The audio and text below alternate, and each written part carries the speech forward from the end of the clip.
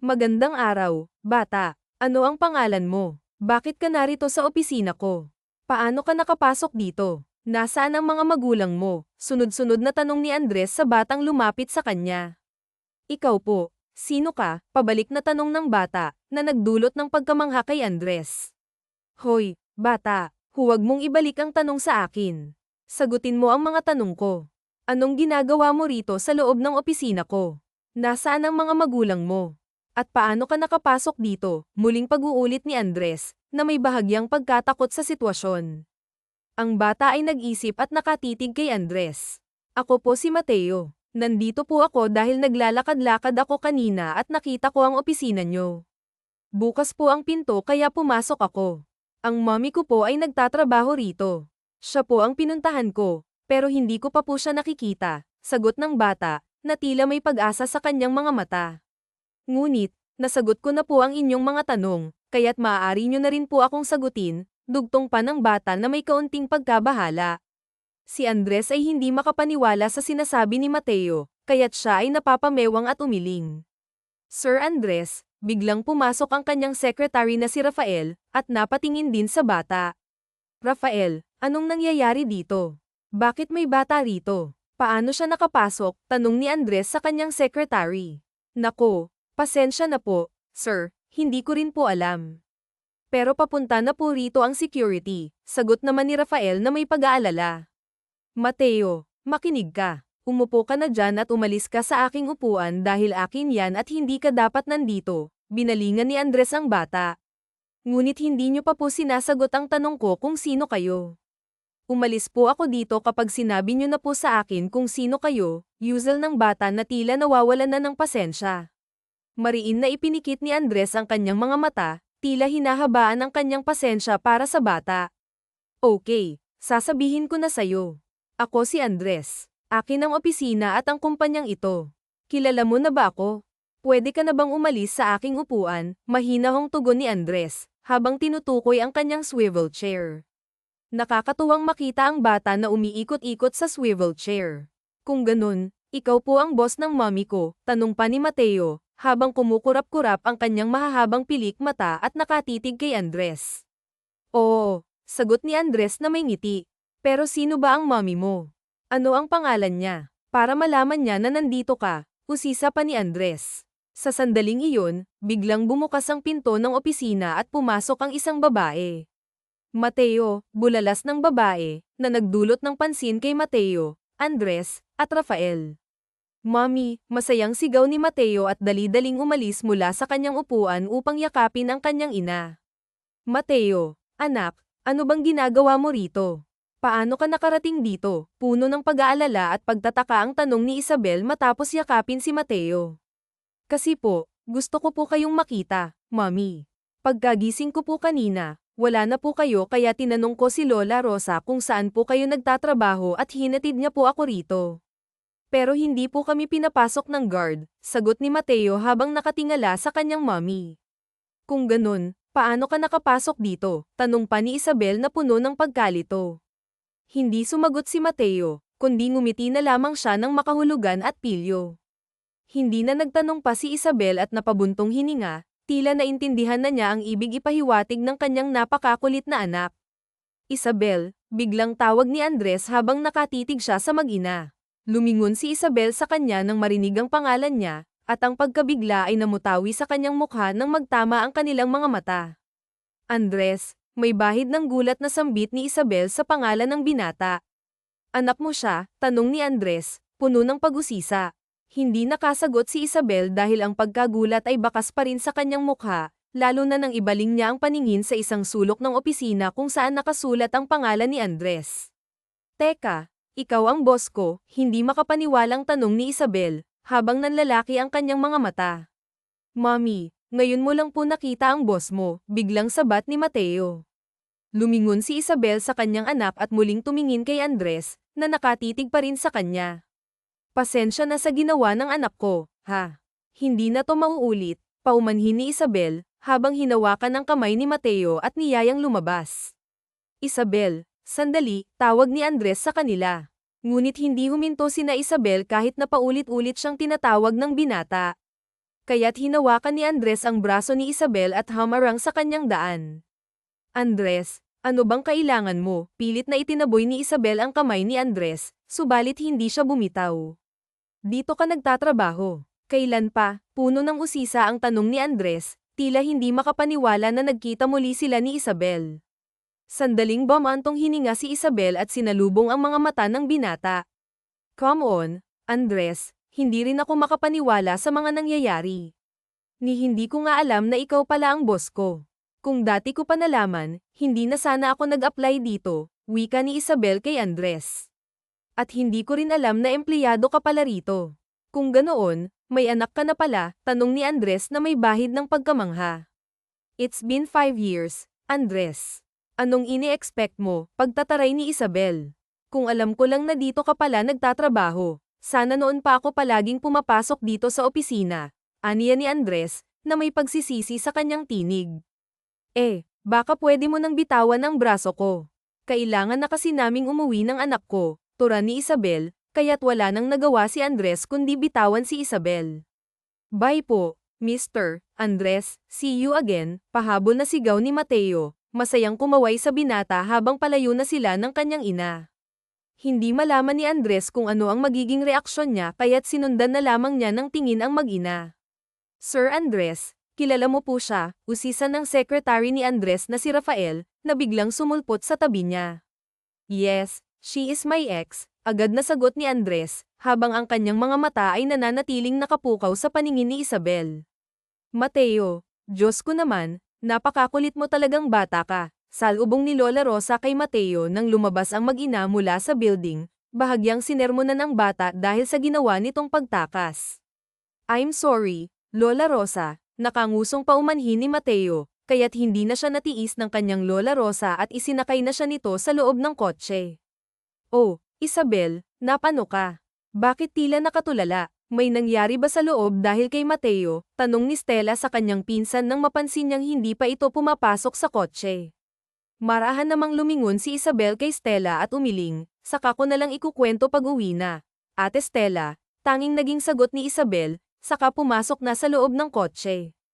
Habang nasa biyahe, tahimik si Isabel sa passenger seat. Madalas siyang sulyap ni Stella kahit na nagmamaneho ito. Sinulyapan din niya ang pamangkin niyang si Mateo, na tahimik na nakaupo sa backseat habang nilalaro ang cellphone ni Isabel. Ilang minuto rin at nakauwi na sila. Baka naman pwede mo nang ikwento sa akin kung anong nangyari at kanina ka pa tila ba tahimik at may malalim na iniisip, panimulang usisa ni Stella sa kanyang pinsan na nakaupo sa sala matapos nilang papuntahin si Mateo sa kwarto. Thank you nga ni Alan, ang tanggapin niya ang inabot sa kanyang kapatid. Si Stella ay umupo na rin sa tabi niya. So ano nang ang nangyari? Muling usisa ni Stella. Nailabas sa bibig ni Isabel ang isang malalim na buntong hininga bago siya nagsalita. Ayon, kanina ko lang nalaman na si Andres pala ang boss ko, kwento ni Isabel. Ha, Andres yung ex na tatay ni Mateo, paniniguro ni Stella, habang dahan-dahan namang tumango si Isabel. Habang nakaupo sa swivel chair, doon ko rin nakita si Andres. Doon ko rin nalaman na siya pala ang boss ko at hindi rin niya alam na isa ako sa mga empleyado niya, paliwanag ni Isabel. Natatawang isipin na yung opisina pinasukan ng anak ko ay yung opisina pa mismo ni Andres. What a coincidence, natatawang dagdag pa ni Isabel. Napanganga si Stella sa kanyang narinig. Ibig sabihin, nagkita na pala si Mateo at ang tatay niya. Ate Stella, tumahimik ka nga. Mamaya marinig ka pa ni Mateo. Kaagad na away ni Isabel ang kanyang pinsan. Pasensya na, nagulat lang kasi ako. Siyempre, hindi lang din ako makapaniwala na yung boss mo ay yung ex mo pala. Tapos kung hindi pa dahil kay Mateo, hindi mo pa malalaman, sagot ni Stella. Ewan ko rin ba, Ate Stella. Talaga yatang sinusubok ako ng tadhana. Ang tagal kong iniwasan si Andres, tapos ngayon bigla siyang boss ko. Grabe namang tadhana to, dismayado at kamot ulo na sabi ni Isabel. Baka naman kasi talagang pinaglalapit kayo ng tadhana. Malay mo, mitabi pala talaga kayo, biglang hirit ni Stella habang humihigop ng kape. Nako, Ate Stella, itigil mo nga yan. Hindi magandang isipin. Kinikilabutan ako, honest pa ni Isabel. Pero ano na ang plano mo ngayon? Magre-resign ka ba kasi nalaman mong yung ex mo pala ang boss mo? Tanong ni Stella. Ha, magre-resign. Bakit ko naman gagawin yun? Hindi naman ganon kadaling humanap ngayon ng trabaho. Medyo nahirapan nga ako bago ko nakapasok sa kumpanya niya. Kaya bakit ako magre-resign dahil lang sa ex ko ang boss ko? Mas kailangan kong isipin ang anak ko kaysa sa personal issues ko kay Andres. Bukod doon, kung ano man ang namagitan sa amin ni Andres noon, parte na ng nakaraan yun. Tutal, ilang taon na rin namang lumipas, kaya dapat nang kalimutan yun, tura ni Isabel. Sa bagay, may point ka naman. Pero ayos lang ba sa'yo na malapit na ngayon sa inyo yung tatay ni Mateo? Isipin mo, matagal na panahon mo rin siyang tinaguan. Ilang taon mo ring itinago ang anak niya na hindi nga niya alam na nagkaroon kayo ng anak, Yuzel ni Stella. Exactly. Hindi niya alam na nabuntis niya ako, kaya malabong isipin niya na anak niya si Mateo. Kaya hindi na dapat natin inaalala ang bagay na yan, sagot ni Isabel. Hindi malalaman ni Andres ang totoo kung hindi mo sasabihin, dahil wala namang ibang may alam. Bukod sa akin, ikaw lang ang may alam kung sino si Andres sa buhay ng anak ko, paglilinaw ni Isabel. Bamantong hininga si Stella at sandaling nag-isip habang ubos ang kanyang kape. Pero naisip ko lang, Isabel, what if lang, paano kung mag-check yung ex mo tapos alamin kung sino ang ama ni Mateo? Tapos bigla siyang maghinala na baka anak niya pala si Mateo. Kaya naman magpadana sila ng anak mo, bagaya sa mga K-drama, bahagyang natawa si Isabel. Nako, Ate Stella, kapapanood mo talaga yan ng mga teleserye. Bakit naman gagawin ni Andres yun? Natatawa at naiiling na sagot ni Isabel. Bakit hindi? Hindi naman malabong mangyari yun. Dahil mayaman si Andres, maraming connections, giit pa ni Stella. Dahil dito, napaisip si Isabel. Well, bahala na ang tadhana. Kung malaman man ni Andres, malaman niya. Doon din naman natin malalaman kung effective ba kay Andres yung katagang lukso ng dugo, aniya ni Isabel, sa kamuling humigop ng kape. Pero ang totoo, nakakaramdam na talaga ako ng kaba. Paano ko pala haharapin ang ex ko? Gayong siya pala ang boss ko, maya-maya ay pag-iiba ng usapan ni Stella. Di ganun pa rin. Trabaho naman ang kailangan ko. Kailangan kong umaktong propesyonal. Kailangan kong umaktong parang wala lang kung ano man ang meron kami noon. Hindi dapat yun makaapekto sa kung anong meron kami ngayon, lalong-lalo na sa trabaho ko, sagot ni Isabel, saka tinungga ang natitirang kape sa kanyang tasa. Matapos ang araw na iyon, muling pumasok si Isabel na parang walang nangyari. Nagtrabaho siya ng normal, katulad ng dati, noong hindi pa niya alam kung sino ang boss niya, dahil ang priority niya ngayon ay ang anak niyang si Mateo. So, kamusta ka? Biglang tanong ni Andres habang pumasok siya sa pantry, na nagdulot ng pagkabigla kay Isabel sa kanyang ginagawa. Natigilan siya sa pagtitimpla ng kape nang marinig ang boses ng kanyang boss. Anong pakiramdam na magkaroon ng anak? Tanong ni Andres, tila out of the blue. Matapos haluin ang kape, humigop siya rito at hinarap si Andres na may ngiti. Masaya, maikli at tipid na sagot ni Isabel, na nagpakita ng kumpiyansa. Mukhang ganoon. Pero medyo nagtataka ako, kasi chinek ko yung profile mo, at Sandoval pa rin ang surname mo. Bakit hindi mo ginagamit ang apelyido ng asawa mo? Pang-uusisa ni Andres. Muling natigilan si Isabel at mabilis na umiwas ng tingin. Hindi niya inaasahan na mapapansin pa niya ang bagay na iyon. Wala, kasi hindi naman kami kasal. Nabuntis niya lang ako, pero iniwan niya ako. Nakita ko na lang na may iba na pala siya, kaya't nagdesisyon akong palakihin si Mateo mag-isa, mahinahon na sagot ni Isabel, umaasang paniwalaan siya ni Andres. I see. So, ibig sabihin, single ka ngayon? Tanong ni Andres, na tila may ibang intensyon. Bakit ka nandito? Alam kong ikaw ang boss at may-ari nitong kumpanya, pero sana naman hindi mo ako sinusundan dito sa pantry, nagbago ang tono ni Isabel, habang humigop siya ng kape. To be honest, pinuntahan talaga kita rito, nakangising pag-amin ni Andres. Bakit naman? May kailangan ka ba o may gustong itanong, sir? Seryosong tanong ni Isabel, na nagdulot ng pagkunot ng noo ni Andres. Isabel, aminin mo, galit ka pa rin ba sa akin dahil sa mga nangyari noon? Seryosong tanong ni Andres. Inilapag ni Isabel ang kanyang tasa ng kape sa mahabang mesa at humakbang palapit kay Andres, tumingin sa kanya. Sir Andres, Anong sinasabi mo? Bakit ako magagalit? Matagal na ang lumipas. Hindi ako galit, sir. Kung anumang nangyari sa nakaraan, kalimutan na natin, nakangiting tugon ni Isabel. Ibig mong sabihin, naka-move on ka na, tanong pa ni Andres. Sa tingin mo, sir, pabalik na tanong ni Isabel, na may peking ngiti sa kanyang mga labi.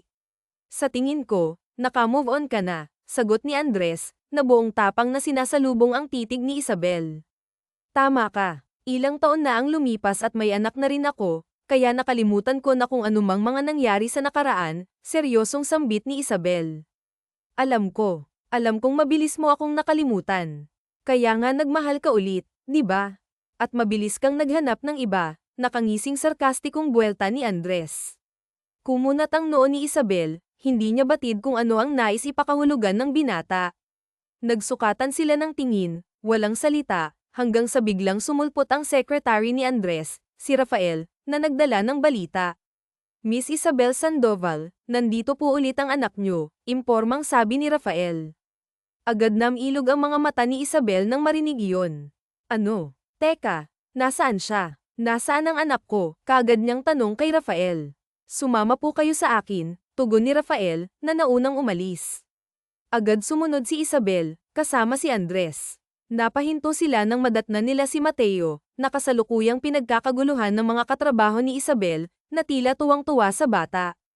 Hahakbang na sana si Isabel palapit kay Mateo, ngunit naisip niyang tawagan muna ang kanyang pinsan na si Stella.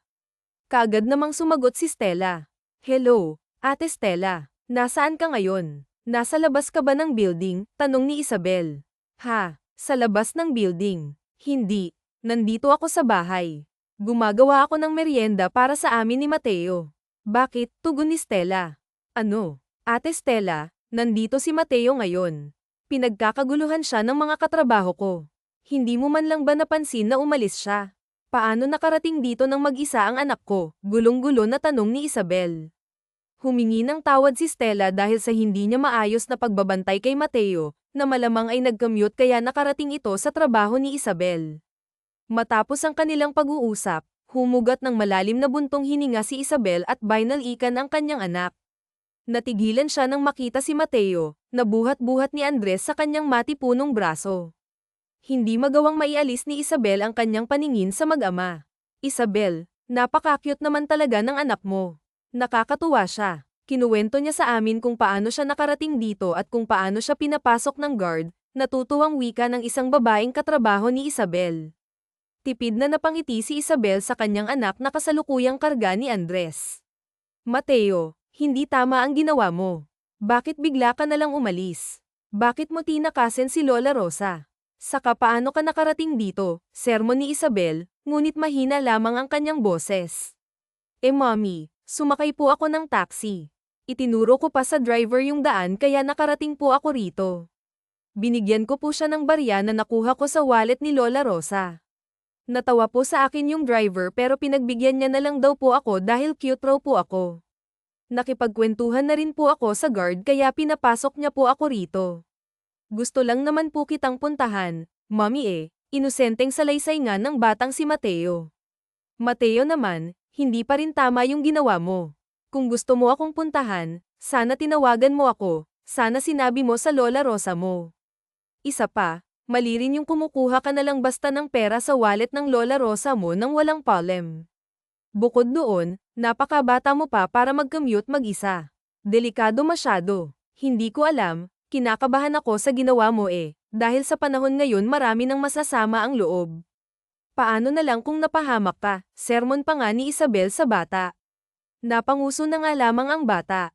Sorry po, Mommy, hindi na po mauulit. Nakangusong paumanhin nga ni Mateo na bahagya pang napayuko dahil sa kanyang mga matang mangiyak-ngiyak na bahagya namang nagilty nga si Isabel dahil hindi nga siya sanay na napapagalitan nga niya ang anak niya subalit nag-aalala lamang siya para rito.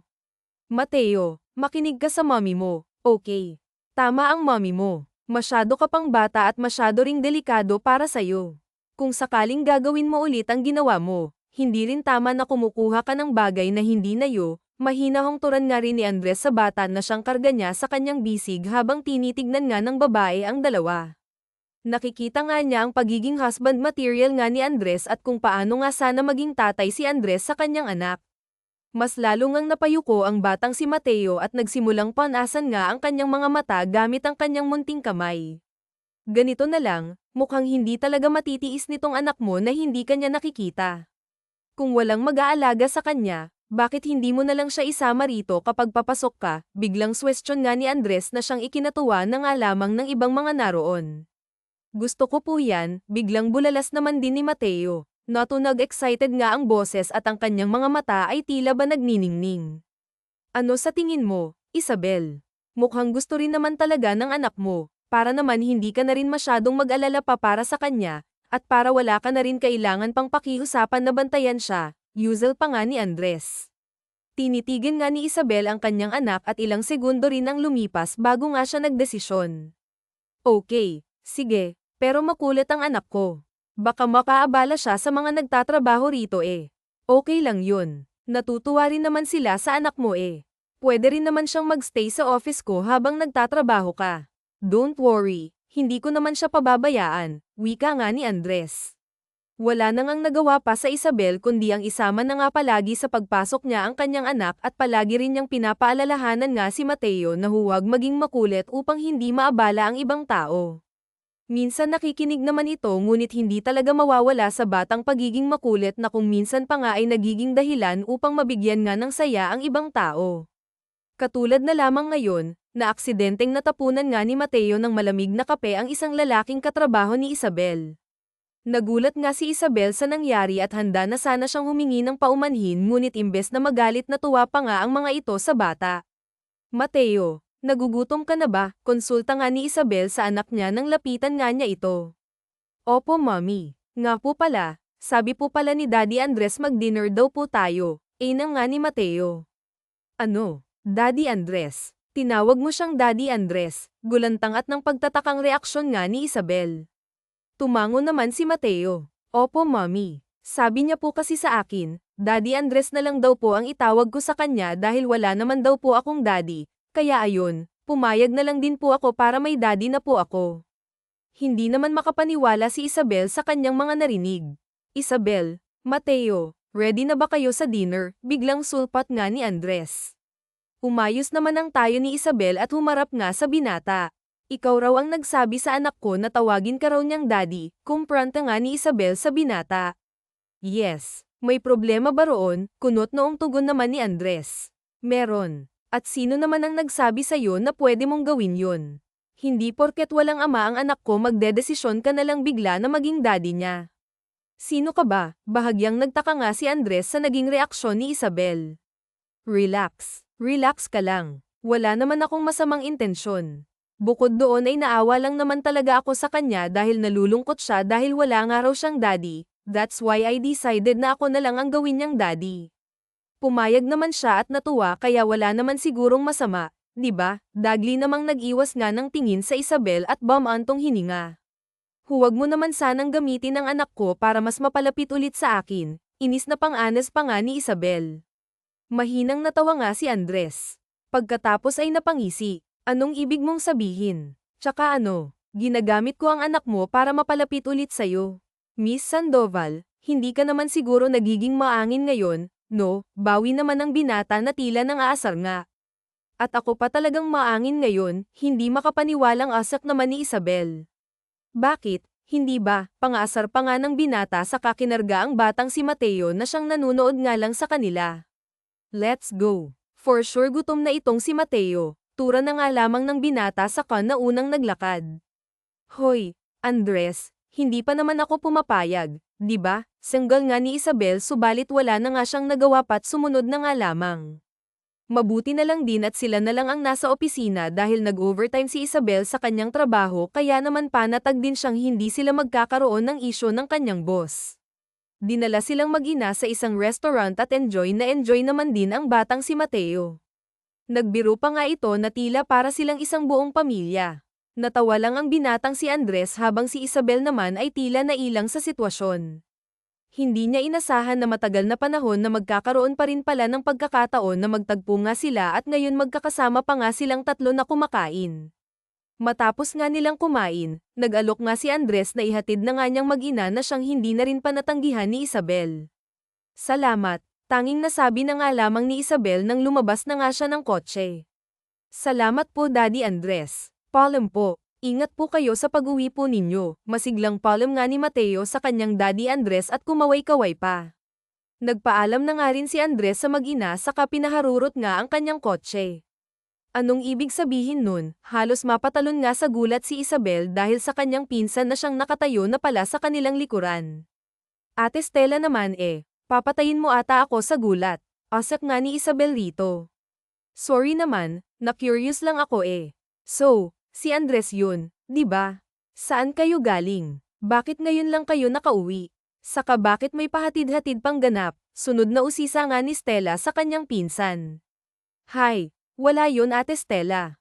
Nagutom na kasi si Mateo kaya yun, nag-alok ng dinner para sa amin yung boss ko tapos yun lang, hinatid na niya kami rito pauwi, paliwanag nga ni Isabel.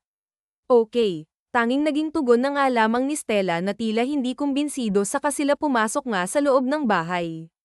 Kinabukasan, walang pasok nga si Isabel dahil day off niya kaya naman tinulungan nga niya ang kanyang pinsan sa paglilinis ng bahay. Ibig sabihin, close na si Mateo tsaka si Andres, biglang pagbubukas na naman ang usapan ni Stella patungkol sa mag-ama ni Isabel habang sila ay nasa sala at katatapos lamang na maglinis. Ganon na nga, Ate Stella. Hay. Gustuhin ko mang pigilan at ilayo sila sa isa't isa, hindi rin pwede dahil paniguradong magtataka si Andres kapag ginawa ko yun. Baka maging dahilan pa yun para isipin niyang anak niya si Mateo, mas mahahalata, di ba? Nang nga ni Isabel. Paano nga kung isipin ni Andres na baka anak niya si Mateo, usisa nga ni Stella. Ate Stella, tulad nga ng sinabi ko nun, kung malalaman man niya, di malalaman niya. Wala naman akong magagawa kung sakali Isa pa, may karapatan pa rin naman siya sa anak namin dahil siya ang tatay ni Mateo. Kaya nga naisip ko na hayaan na lang na maging close sila dahil gusto kong malaman kung mararamdaman ba ni Andres na anak niya talaga si Mateo sa kabila ng pagsisinungaling ko sa kanya, nang nga ni Isabel. Ilang segundo rin silang natahimik hanggang sa biglang sumulpot si Mateo. Mommy, may bisita po tayo, sigaw nga ni Mateo habang tumatakbo palapit sa kinaroroonan ng kanyang ina. Tumayo naman si Isabel at sinalubong ang kanyang anak. Ha? Sino anak? Anong sinasabi mong bisita? Sinong bisita? Tak ang reaksyon nga ni Isabel. May bisita po tayo mommy. Nasa labas po siya. Excited pang ang bulalas ng bata. Ano? Nasa labas na Sino ba kasing bisita ang tinutukoy mo anak? Tanong nga ni Isabel ngunit hindi siya sinagot ng kanyang anak sa halip ay hinayla nga siya nito patungong pinto upang puntahan ang taong sinasabi ng anak niya na bisita nila. Dala na rin ng kuryosidad ay nagmadali na nga rin si Isabel para buksan ang pinto at otomatikong lumaki ang mga mata niya nang makita niya ang taong tinutukoy ni Mateo na bisita. Daddy Andres, excited na salubong nga ng batang si Mateo sa binata kung saan kinarga pa nga siya nito. Buti naman po nakarating na po kayo, natutuwang sambit pa nga ni Mateo. Andres, ikaw ang tinutukoy ni Mateo na bisita namin, tanong nga ni Isabel na hindi pa rin makakabawi nga mula sa pagkagulantang. Yes, tinawagan niya ako at pinapunta rito. Pasensya ka na, hindi ko lang talaga matiis ang anak mo nakangiting sagot naman ng binata. Napatingin si Isabel sa kamay ng anak niya kung saan hawak nga nito ang kanyang cellphone na malamang ay siyang ginamit ng bata upang kontakin nga si Andres. Hindi naman makapaniwala si Isabel kaya naman napailing-iling na nga lamang siya at humugat nga ng isang malalim na buntong hininga bago pinapasok nga ang binata sa loob ng kanilang tahanan. Katulad nung naging reaksyon nga ni Isabel ang naging reaksyon ng kanyang pinsan na si Stella nang makita nga rin nito si Andres. Sinulyapan nga ni Stella ang kanyang pinsan at tinignan na animoy nagtatanong kung ano ginagawa nga ni Andres sa bahay nila at tanging kibit-balikat na nga lamang ang naging sagot ni Isabel.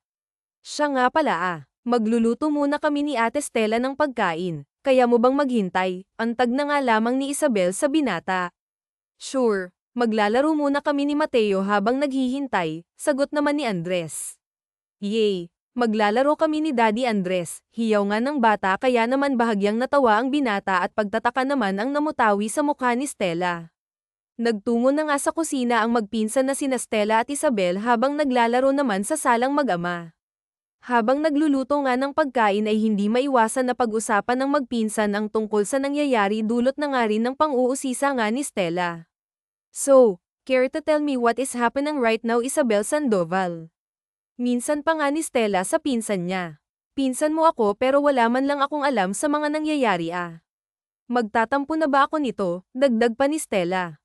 Ate Stella naman. Kahit naman din ako hindi rin makapaniwala sa mga nangyayari.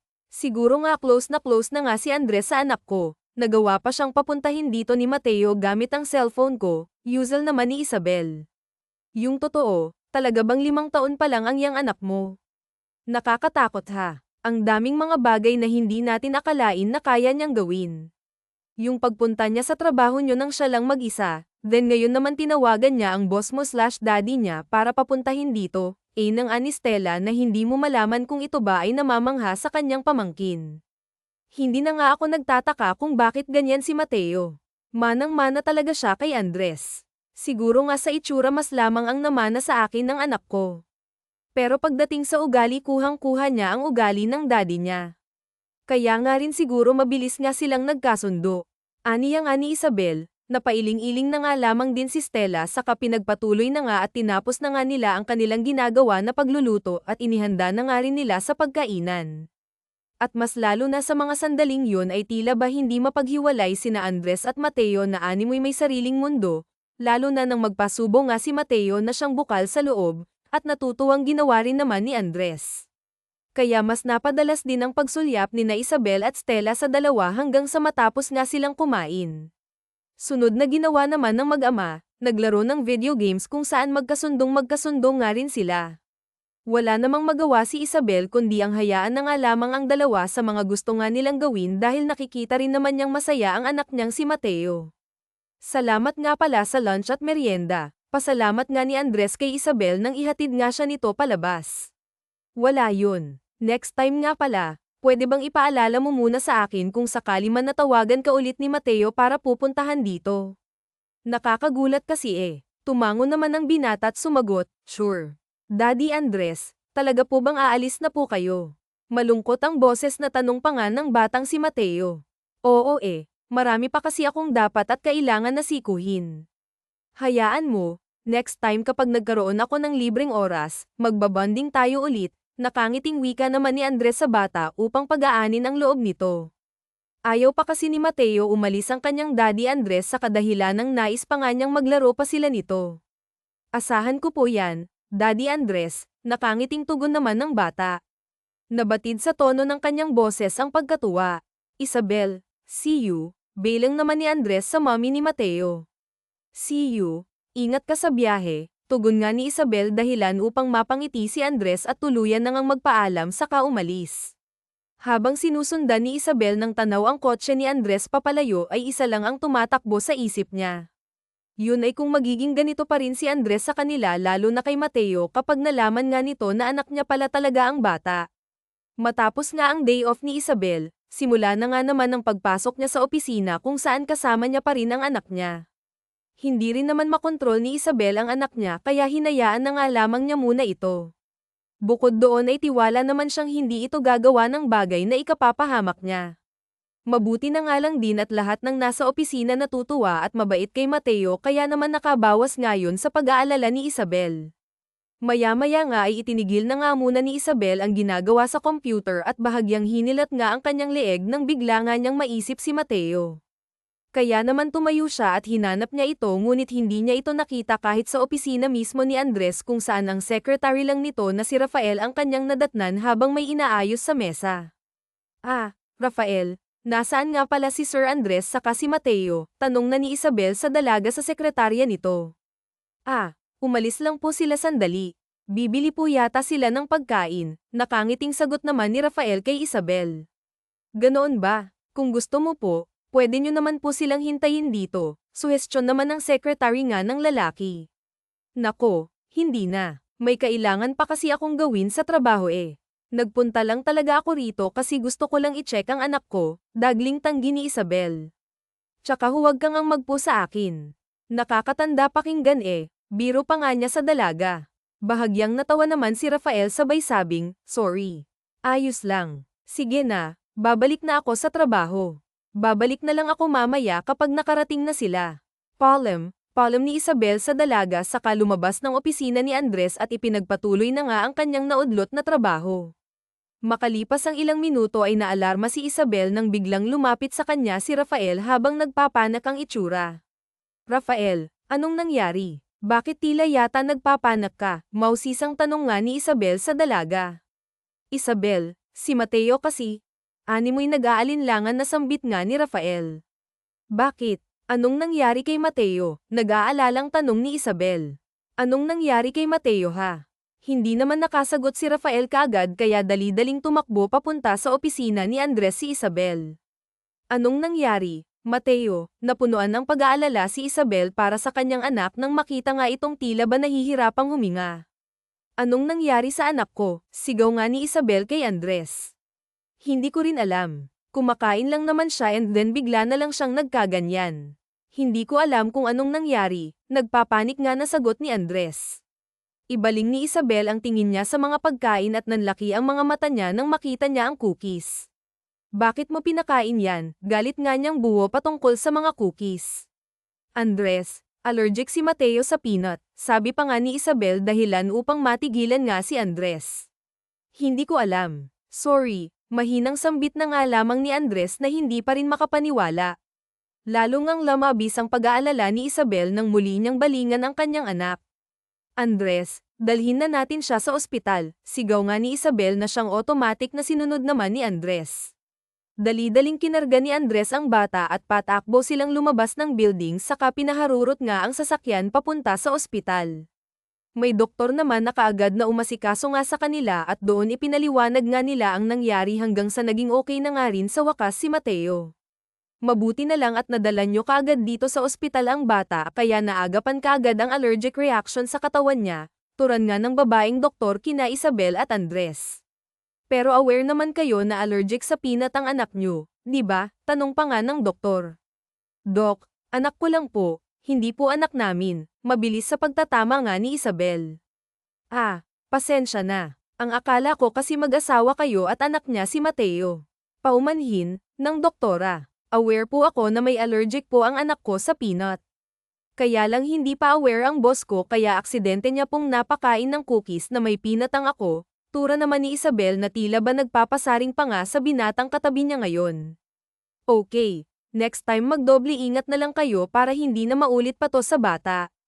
Pero sa ngayon, maayos naman na si Mateo kaya maya-maya lang paggising niya ay pwede nyo na nga siyang iuwi. Maiwan ko na muna kayo, nakangiting palm nga ng doktora. Sige po dok, salamat po, pasalamat naman ni Isabel. Binalingan nga ni Isabel ang atensyon si Mateo na ngayon ay nakahiga at natutulog nga sa ospital at hinaplos niya ang pisngi nito. I'm sorry, hindi ko naman alam na may allergy nga pala siya sa peanut. Nakita ko kasi siyang tinitignan ng cookies kaya hindi ako nagdalawang isip na bilhan siya. Bilang paumanhin muli ng binata na batid naman sa tono ng kanyang boses ang pagka-guilty. Huwag ka nang mag-sorry. Nangyari naman eh. Sana lang next time kung may mga gagawin ka para sa anak ko, pwede bang ikonsulta mo muna sa akin? Karapatan ko namang malaman ang lahat dahil anak ko si Mateo, seryosong wika nga ni Isabel sa binata. May peanut allergy din pala si Mateo, maya-maya ay mahinang wika nga ng binata. Sarkastikong natawa si Isabel sabay sabi nga nito, Andres, kilala kita. Oo, alam kong allergic ka rin sa peanut pero sana hindi mo gawing basehan ang pagkakaroon ni Mateo ng allergy katulad ng sayo para isipin ang kahibangan na siyang nasa isip mo ngayon. Prankang wika nga naman ni Isabel dahil batid niya kung ano ang nais na ipakahulugan nga ng binata. Mapaklang natawa naman si Andres. Wala pa naman akong sinasabi pero bakit ang defensive mo na masyado, Isabel, saad na nga nito. Bahagyang natigilan naman si Isabel at aaminin niyang bahagya rin siyang kinabahan. Totoo naman, naging defensive nga siya kaagad. For sure naman hindi sa'yo naman nakuha ni Mateo ang pagkakaroon ng allergy dahil wala namang may allergy sa pamilya niyo so baka naman niya yun sa tatay niya. Sa tatay niyang sinasabi mong iniwan ka at hindi ka pinanagutan dahil may ibang babae siya. Tama ba? Dagdag pa nga ni Andres dahilan parang mas lalong kabahan si Isabel. Alam niyang hinuhuli lamang siya ng binata kaya naman hindi na nga siya umimik pa dahil isang malinglitan niya na lang ay baka malaman na nga ni Andres ang totoo. Makalipas pa ang ilang sandali nagising na nga rin si Mateo kaya naman hinatid na nga sila may Andres pauwi. Habang nasa biyahe nga hindi mapakali si Isabel dahil sa katotohanang kasama nila ngayon ang tatay ni Mateo na sa tingin niya ay may hinala na nga patungkol kay Mateo. Nang huminto ang kotse, kaagad na bumaba nga si Isabel at Mateo kung saan sinalubong din sila ni Stella na siyang naghihintay nga sa kanila. Isabel, kamusta si Mateo? Nag-aalala nga ring konsulta ni Stella tungkol nga sa kanyang pamangkin. Maayos na siya, Ate Stella. Mabuti na lang nadala namin siya kaagad sa ospital, sagot nga ni Isabel. Mabuti naman kung ganoon. Diyos ko, kanina pa ako nag-aalala nung tumawag ka sa akin, sabi nga ni Stella sabay yakap nga sa kanyang pamangkin at pumasok na nga sila sa loob ng bahay kaya naman naiwan na nga sa labas si Nala at Isabel. Isabel, pwede ba tayong mag-usap? Biglang wika nga ni Andres sa seryosong tono. Tungkol sa naman ang pag-uusapan natin. Pwede bang magpahinga muna tayo? Tanong naman ni Isabel habang nasa ibang direksyon ang tingin niya. Tungkol sa atin. Pwede pa tayong pumunta somewhere may malapit akong coffee shop na malapit dito, aya nga ng binata. Hindi naman nakatangi pa si Isabel kaya naman sumama na nga lamang din siya rito at nagtungo nga sila sa isang malapit lang na coffee shop. So, ano nang pag-uusapan natin? Tanong ni Isabel. Well, gusto ko lang malaman kung bakit hindi ka nag-resign nung nalaman mo na ako pala ang boss mo. Sure naman akong sa umpisa hindi mo alam na ako ang boss mo dahil nakita ko ang gulat mong mukha nang makita ako nung araw na yun na nakilala ko ang anak mong si Mateo, panimulan ni Andres. Napalunok naman si Isabel bago sumagot. Alam mo kung ako lang magre-resign talaga ako nung nalaman kong ikaw pala ang boss ko. Kaya lang naging praktikal lang ako. Inisip ko yung anak ko dahil kailangan ko ng trabaho. Isa pa, hindi rin ganoon kadaling makapasok sa kumpanya mo kaya iniisip ko kung sakaling pinairal ko ang personal issues ko sa iyo Dinas.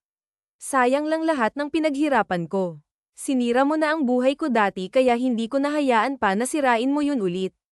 Napalitan ng isang seryosong reaksyon ang mukha ni Andres matapos marinig ang huling mga sinambit ni Isabel. Ngayon naman, kasalukuyan nga silang nagsusukatan en tingin na walang gusto magpatalo. Hanggang ngayon ba galit ka pa rin sa akin? Seryosong tanong ng binata. Mabilis namang umiling si Isabel. Hindi. Wala rin naman kasing saysay kung magagalit pa ako sa'yo gayong ilang taon na rin naman ang lumipas, di ba? Tugon nga ni Isabel. I see. Patango-tango naman na tugon ni Andres.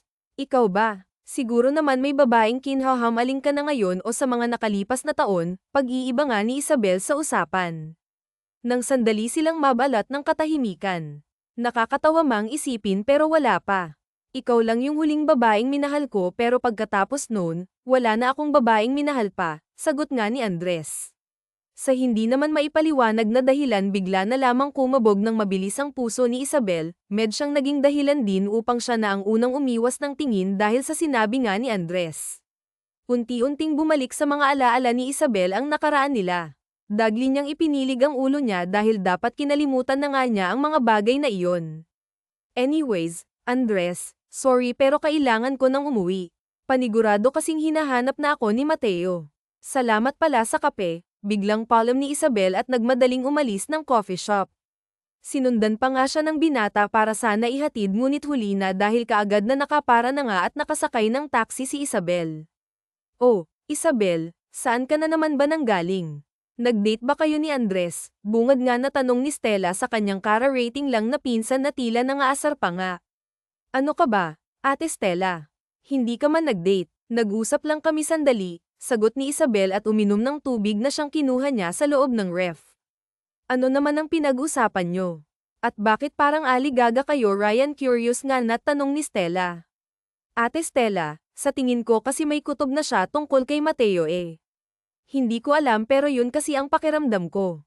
Ayaw lang niyang sabihin o tanungin ng direkta pero alam ko na hinuhuli lang niya ako, nag-aalalang sate nga ni Isabel. Ha? Paano mo naman nasabi yan? Naguguluhang tanong ni Stella. Dahil to sa nangyari kanina dahil sa allergy ni Mateo. Kasi may allergy rin siya sa peanuts, tugon ni Isabel na hindi na nga mapigilan ang paglabas ng pag-aalala. Bahagyang umawang naman ang labi ni Stella. Nako, malamang talaga magtataka at mapapaisip yun. Ano nang gagawin mo niyan? Napabuntong hininga si Isabel bago sumagot. Bahala na siguro. Aakto na lang siguro ako na parang wala lang. Ayoko namang magpahalata sa pagkakaba ko, di ba? Bahala na siya kung anong gusto niyang isipin. Bahala siya kung anong gusto niyang gawin. Ewan ba, siguro go with the flow na lang ako poong gabing yun. Walang ibang nasa isip nga ni Isabel kundi si Andres at kung ano na nga kaya ang iniisip nito patungkol sa anak niyang si Mateo. Hindi rin siya makatulog dahil bigla ring sumagi sa isipan niya ang mga nakaraan nila na dalawa mga ala-ala na matagal na nga sana niyang nakalimutan ngunit sa isang iglap lang bumalik lahat sa kanya. Kinabukasan as usual ay propesyonal na pumasok si Isabel ngunit hindi niya isinama ang anak niya dahil isinama nga ito ni Stella sa iba pa nilang kamag-anak. Hindi naman pwedeng lumiban sa kanyang trabaho si Isabel dahil ayaw nga niyang mas lalong maghinala sa kanyang boss niyang si Andres. Ah, Isabel, bakit pala hindi mo sinama si Mateo? Biglang tanong ng secretary na si Rafael nang lapitan niya si Isabel. Lumingon nga si Isabel sa dalaga saka ito sinagot. Ah, isinasama kasi siya ng pinsan ko para bumisita sa iba pa naming kamag-anak. Mga 2 days din sila bago bumalik, saad nga nito. Ganoon ba? Sayang naman. Nakakamiss. Napaka-cute pa naman niya. Minsan nga napapansin ko na parang may pagkakahawig sila ni Sir Andres lalo na sa ugali, usual nga ni Rafael. Rafael, ano nga palang kailangan mo? Pag-iiba nga ni Isabel sa topic. Nililihis talaga ang usapan Oo nga pala, pinapatawag ka pala ni Sir Andres. Kumunat noon si Isabel. Bakit daw? Usisa nga ni Isabel at tanging kibit-balikat na nga lamang ang naging tugon ng dalagang si Rafael. Hindi na nagtanong pa si Isabel at nagtungo na nga lamang sa office ni Andres kung saan nadatnan niya ang binata na abala sa mga pinipirmahan nitong mga papel sa kanyang mesa. Tumikim naman si Isabel upang kunin ang atensyon ng binata nang hindi siya napansin nito. Pinapatawag mo raw ako. May pag-uutos ka ba o kailangang ipagawa? Itinigil naman ni Andres ang kanyang ginagawa tumingin kay Isabel. Yes, ipinatawag kita, Miss Isabel Sandoval, seryoso nga ang boses ito. Alam kong gusto mo ring itanong sa akin kung bakit hindi ko kasama si Mateo. Na magpunta rito kasama siya ni Ate Stella na pumasyal sa mga kamag-anak namin at baka 2 araw pa siya bago bumalik, nang ni Isabel. Okay, wika naman ng binata na siyang nagpakunot ng noon ang taga. So, may pagawa ka ba iuutos? Muling tanong ni Isabel. Yes, meron. Ipagtimpla mo ako ng kape, utos bigla ng binata kay Isabel. Ano? Ipagtimpla ka ng kape. Bakit ako? Tanong ni Isabel. Bakit hindi ikaw? Pabalik na tanong naman ni Andres. Pero bakit nga ako? Bakit hindi si Rafael? Siya ang secretary mo, di ba? Bahagyang natigilan si Andres. Well, may ipinagawa ako kay Rafael. Bakit bawal ba? I'm still your boss after all. Sabi ko nga boss kita at kailangan kong sundin ang mga mo.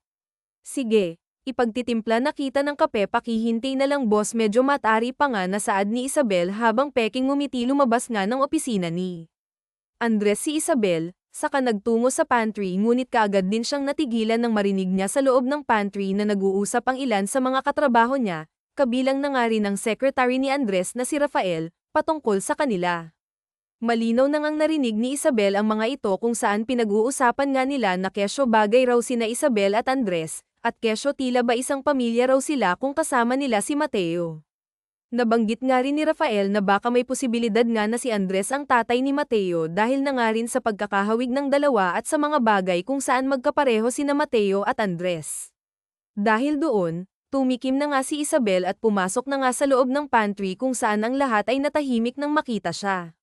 Siguro naman ay nabusog na kayo sa mga tsismisan nyo tungkol sa amin at sa anak ko. Sarkastikong paaring nga ni Isabel sa kanila nang magsimula nga siyang magtimpla ng kape para sa kanyang boss. Nahihiya na nga lamang humingi ng tawad ang mga co-workers niya, pati na nga rin si Rafael, bago sila isa-isang lumabas ng pantry at naiwan ng mag-isa roon si Isabel. Matapos ngang magtimpla ng kape, bumalik na nga siya kaagad sa office ni Andres at ibinigay ang kape.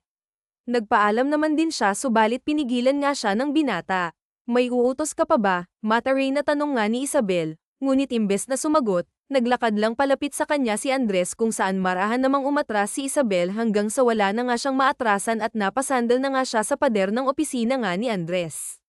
Andres, Anong ginagawa mo? Kinakabahang sambit nga ni Isabel sa pangalan ng binata dahil sa lalong paglapit nga nito sa kanya hanggang sa ilang inches na nga lang ang layo ng mga mukha nila sa isa't isa. Isabel, ayaw mo na ba sa akin? Mahina ang boses na inang ng binata. Andres, ano bang sinasabi mo? Isabel, nararamdaman kong may feelings ka pa rin para sa akin. Hindi totoo yan dahil matagal na kitang nakalimutan, mabilis na tanggi ni Isabel. Nagsisinungaling ka lang dahil nakikita ko sa mga mata mo na hanggang ngayon hindi mo pa rin ako nakakalimutan. Giit pa nga ni Andres, dahilan upang mag-iwasan ng tingin si Isabel. Kung talagang nakalimutan mo na nga ako at wala ka nang nararamdaman para sa akin, tumingin ka sa mga mata ko, sabi nga ni Andres. Andres, ano ba, marahan na itinulak nga ni Isabel palayo sa kanyang binata. I'm sorry, usual naman ni Andres nang tila ba nabalik na nga siya sa kanyang katinoan. Walang sinabing kung ano si Isabel at tanging tango na nga lamang siya saka bumalik na nga sa kanyang trabaho. Doon niya ituon ang kanyang buong atensyon hanggang sumapit na nga ang oras na tapos na nga ang kanilang trabaho. Nagmadali siyang lumabas ng building ngunit hindi nga niya inasahan na naghihintay pala sa labas ang kotse ni Andres kung saan nakasandal din doon ang binata na waring hinihintay siya. Sinadya nga niyang hindi ito pinansin at lagpasan na nga lamang nang bigla rin naman siyang pinigilan nito. Ihatid na kita, alok nga ng binata. Hindi na, Andres. Kaya ko namang mag-commute mag-isa, tanggi ni Isabel. Isabel, ihahatid na kita, pagpipilit nga ni Andres. Sa huli ay wala na nga lamang ding nagawa si Isabel. Hindi niya maintindihan ang kanyang sarili dahil kung tutuusin ay pwede naman niyang tanggihan ang binata, pero sa bandang huli palagi na nga lamang siyang walang ginagawa na tila ba gusto rin niya ang mga ginagawa ni Andres sa kanya. Pakiramdam niya na babaliw na nga siya dahil hindi dapat ganito ang nararamdaman niya. Nang may hatid nga ni Andres si Isabel, pinapasok niya muna ito sa loob ng bahay at inalok ng kape bilang kanyang pasasalamat na rin dahil sa paghatid nga nito sa kanya. Isabel, seryosong tanong, ayaw mo ba akong magkaroon ng isang buong pamilya? Maya-maya tanong nga ni Andres habang nakaupo siya sa sofa kung saan nasa tabi niya nga lang din si Isabel. Andres, please. Ayokong pag-usapan ang tungkol sa mga bagay na yan, naiilang nga na natura ni Isabel sabay nag-iwas nga ng tingin. Bakit ba ilag na ilag kang sagutin ang mga tanong ko, Isabel? Gusto ko lang naman malaman kung talaga bang wala na akong puwang sa puso mo. Naputol nga ang sasabihin ni Andres nang bigla siyang halikan ni Isabel sa mga labi nito at nang maghiwalay nga ang mga labi nila, labis na gulat nga ang bumakas sa mukha nga ng binata. Siguro naman alam mo na ang sagot sa tanong mo, Andres. Kaya umuwi ka na, please, turan nga ni Isabel. May ngiting umalis naman si Andres. Hanggang kinabukasan nga, pagpasok ni Isabel sa trabaho, ay isang book ng bulaklak ang nasa desk niya na siyang unang bumungad nga sa kanya. Kung pagmamahalan ay talaga namang mamahalin nga ito dahil sobrang ganda. Dahil sa pagtataka ay pinagmasdan nga ni Isabel ang paligid niya kung saan ang kanyang katrabaho ay nagbubulungan. Kinuha ni Isabel ang bulaklak sa kamay at tinignan ang maliit na note na nakalagay doon, "Have a beautiful day ahead, my love." Babulong nabasa nga ni Isabel sa nakasulat sa maliit na note.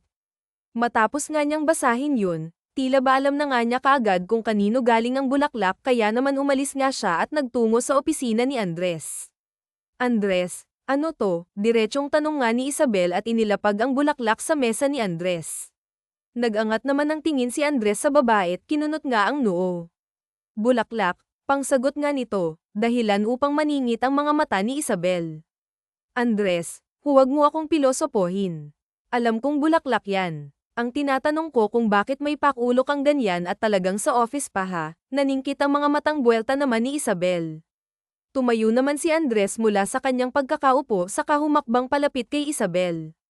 Masama bang bigyan ng bulaklak ang babaeng katulad mo? Ang babaeng mahal ko, dagling natawa naman si Isabel sa kanyang narinig. Pwede ba, Andres? Hindi to oras para mag-joke ah. Ayoko ng gulo at issue. Itong bulaklak na to, malamang pagchichismisan na tayo ng iba riyan, pinag-uusapan na rin ako ng mga katrabaho ko. Ano naman ngayon kung pag-usapan nila tayo? Tanong naman ng lalaki. Andres, hindi mo kasi naintindihan eh. Big deal sa akin yun dahil boss kita at empleyado mo ako. Bukod doon, ayokong isipin nila na inakit kita o ano, pagrarason naman ni Isabel. Isabel, hindi ka lang basta empleyado lang, Mahal kita at wala akong pakialam kung ano man ang isipin nila, saad naman ni Andres. Umikot naman ang mga mata ni Isabel at saka bumantong hininga. Andres, please, itigil mo na lang muna ang kalokohang to. Okay, naiinis nga na sambit ni Isabel saka nagtungo na nga palabas ng pintuan nang magsalita si Andres. Kalokohan bang mahalin ko ang ina ng anak ko? Dahil nga sa sinambit nga ni Andres ay natigilan si Isabel. Natigilan na pa ako na nga sa kanyang kinatatayuan habang nakatalikod sa binata. Isabel, alam ko na ang totoo. Alam kong anak ko si Mateo. Alam kong nagsinungaling ka sa akin tungkol sa daddy niya noon palang magaan na ang loob ko sa kanya. Noon palang nakikita ko ang sarili ko sa kanya hanggang sa nalaman kong pati sa pagkakaroon ng allergy sa pinya parehas kami kaya nagtaka na talaga ako. Hindi mo sinabi sa akin ang totoo kaya naman ako nagumawa ng paraan. Pina-DNA test ko si Mateo at kanina lang lumabas ang resulta na nagpapatunay na anak ko nga siya. Ngayon, may tatanggi mo pa rin ba ang katotohanan? Paliwanag nga ni Andres.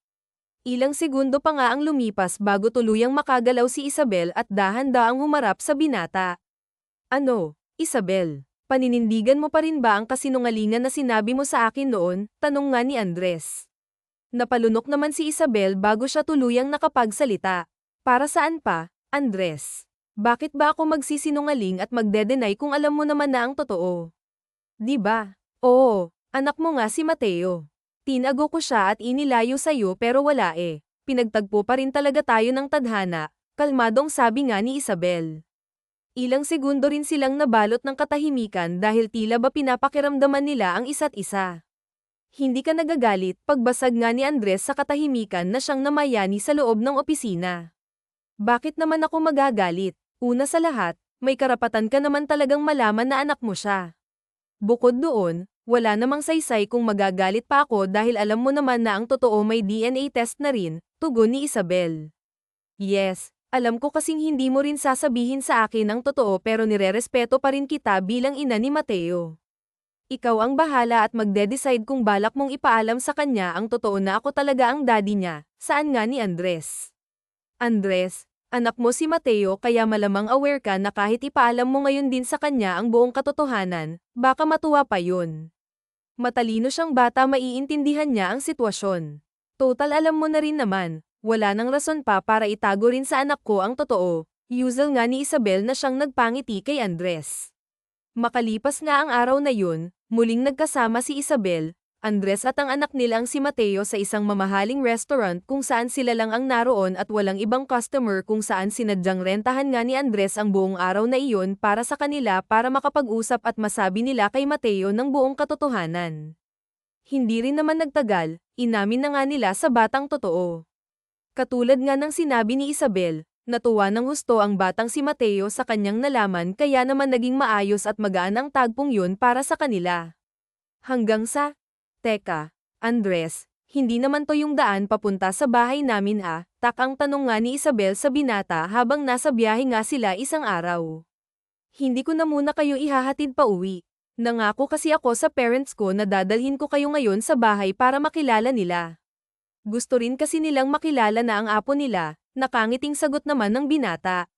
Ano, gulantang nabulalas nga ni Isabel habang ang kanyang mga mata ay bahagyang namilog.